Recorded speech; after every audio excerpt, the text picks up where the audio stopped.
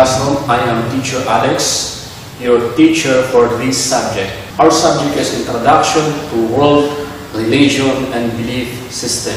And our topic for this episode is all about understanding the natures of religion.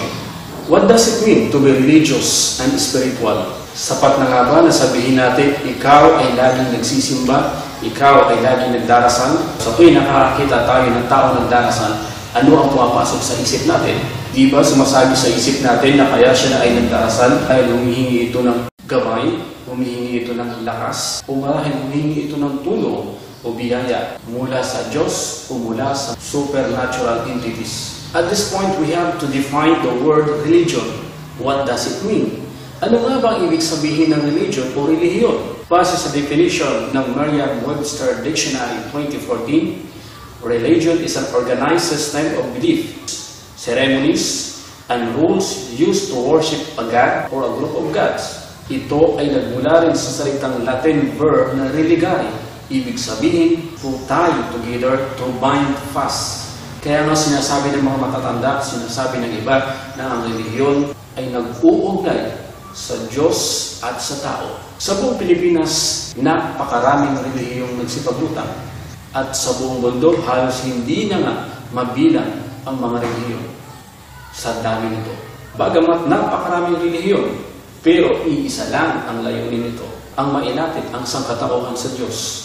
Marami sa mga relihiyong ito ay nagsasabing sila ang totoong relihiyon. May mga relihiyong din na ang sinasamba ay mga Diyos-Diyusan, mga anito, mga hayop. Ang ilan pa nga sa kanila ay sumasamba sa mga ribulto o mga larawan.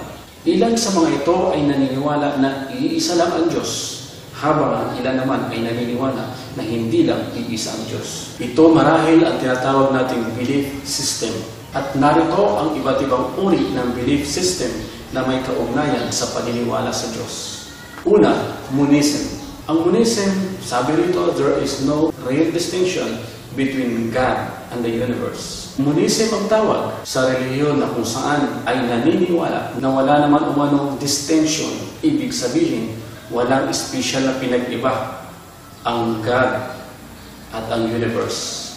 Dalawang bagay ang pinaniniwalaan ng mga ito. Una, it contains that God dwelling in the universe as part of it. Naniniwala mga ito na ang Diyos ay bahagi lamang ng universe. Ikalawang punto, hindi rin umano totoo ang universe.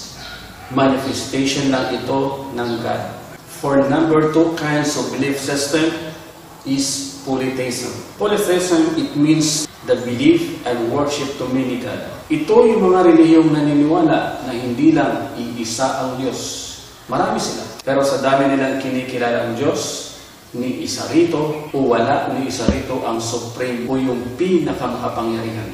Pangatlong belief system, monotheism. Ibig sabihin ng monotheism, the doctrine or belief in one God. Sila yung mga relihiyong naniniwala na may iisang Diyos na makapangyarihan. Atheism, ibig sabihin, deny the existence of God. Sila yung mga hindi naniniwala na may Diyos. At ang huling belief system ay tinatawag na agnosticism. Ibig sabihin nito, God cannot be known. Sila naman yung mga nagsasabi na hindi natin kailanman matutunan na mayroong Diyos, na may Diyos na. Ikaw naman ang aking tatanungin. Sa mga belief system na to, saan ka nakakabilang? Ikaw ba ay naniniwala ng Diyos na may Diyos? Ikaw ba ay naniniwala na iisa lang ang Diyos? O marami ang Diyos? Sa dami ng relihiyong nagsulputan ngayon sa bansa, sino sa kanila ang totoo? Alin sa kanila ang nagsasabi ng totoo? May mga nagsasabi na sila ang relihiyong makapagliligtas. Ang sabi naman ng iba, sila ang totoong relihiyon. Sa bawat relihiyong ito, mayroong iba't ibang patakaran. Mayroong iba't ibang namamahala. Paano mo ngayon susuriin ang totoong relihiyon? Minsan ba sumagi sa isip mo kung alin dito ang dapat mong pasukan o kaaniban? Thank you for watching.